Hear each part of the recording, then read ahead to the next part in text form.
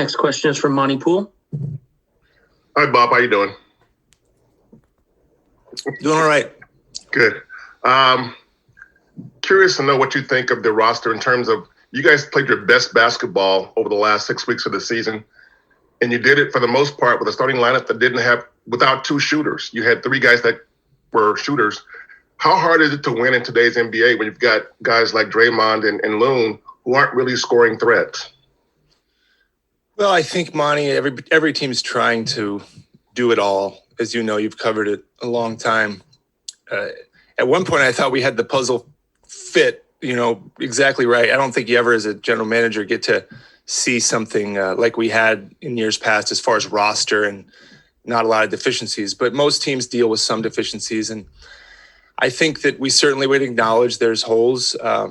We had a thin margin for error this year, and that's why you saw in those last week or so some very close games and games that could have gone either way. They didn't go our way, but we got to own that too. That means that in order to win, you have to play really well, really, really well for us to win. And at times we did, and at the very end, the other team did and beat us. So shooting, sure. Every team needs it. Every team wants it. But at the same time, every team wants guys that can defend multiple positions, which Looney and Draymond do. Obviously, Draymond's playmaking is a huge part of who we are. So that's where we get back to work. And sometimes it comes from within. Sometimes it comes from trade. Sometimes it comes from free agency. Sometimes from the draft. But I think you're right. Certainly at times with the attention Steph was getting, we acknowledge scoring was difficult in some of those situations against some really good teams and good game plans. If I could follow up, how does it change your offense when Draymond is actually making shots or at least posing a threat to defenses, a scoring threat?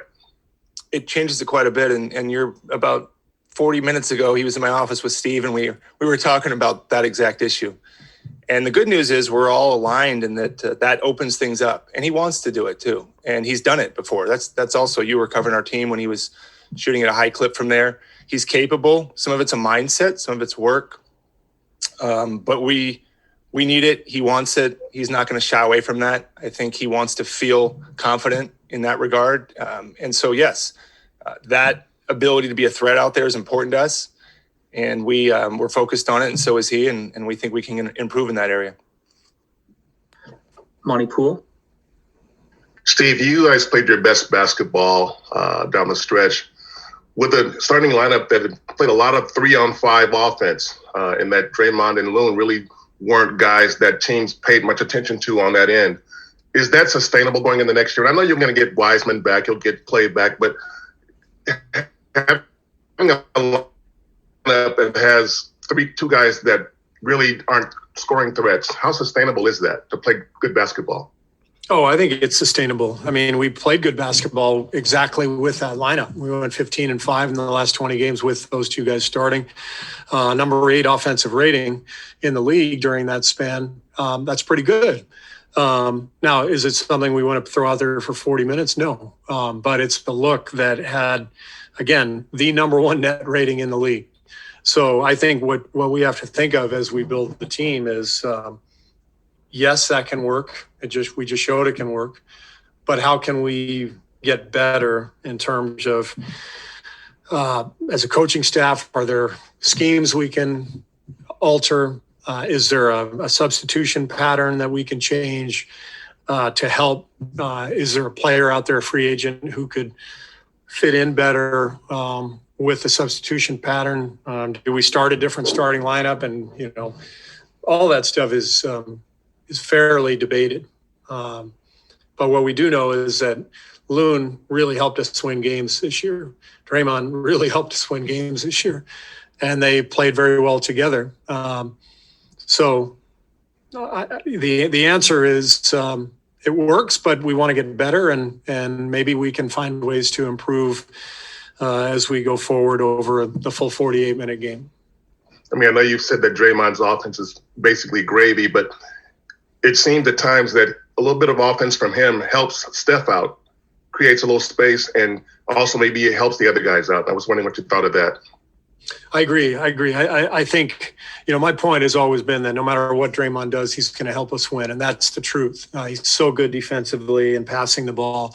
But there's no getting around the fact that, when he makes a three, makes a couple threes, gets 10 or 12 points, we are a better team. And Draymond knows that. And I think the whole point going into next year is, as for me, as Draymond's head coach and as the coach of this team, to really encourage, that kind of aggression, but to help that aggression. I got to do more to help Draymond offensively, and those are the things that I have to improve upon as we go into next year that I'll be thinking about, and that's what I do every season. I try to think of ways that I can improve my own job, my own coaching. How can I help each individual player? How can I help the team? So it's not anything new, but but we now have a really good look at this team. Whereas a year ago, we were completely in the dark. And that's where I think our real advantage lies. We know what we have and we know where we need to go.